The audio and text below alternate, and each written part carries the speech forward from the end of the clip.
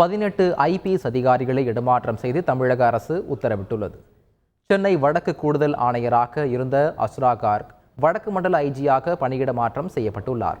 தாம்பரம் கமிஷனராக இருந்த ஏடிஜிபி அமல்ராஜ் மதுவிலக்கு அமலாக்க பிரிவு ஏடிஜிபியாக பணியிட மாற்றம் செய்யப்பட்டுள்ளார்.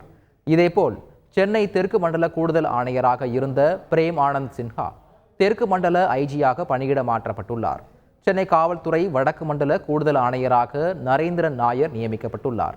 மேலும் சென்னை காவல்துறை தெற்கு மண்டல கூடுதல் ஆணையராக கண்ணனுக்கு பொறுப்பு வழங்கப்பட்டுள்ளது. கள்ளக்குறிச்சி விஷச்சாராய வழக்கு தொடர்பாக காத்திருப்போர் பட்டியலில் வைக்கப்பட்டிருந்த ஏடிஜிபி மகேஷ்குமார் அகர்வாலுக்கு தற்போது ஆயுதப்படை பிரிவு ஏடிஜிபியாக பணி ஒதுக்கீடு செய்யப்பட்டுள்ளது. தாம்பரம் காவல் ஆணையராக அபின் தினேஷ் மோடாக் நியமிக்கப்பட்டுள்ளார். சிபிசிஐடி ஐஜியாக உள்ள அன்பு கூடுதலாக ஏடிஜிபி பொறுப்பையும் ஏற்றுள்ளார். செய்திகளை உடனுக்குடன் தெரிந்து கொள்ள உடனே சப்ஸ்கிரைப் பண்ணுங்க.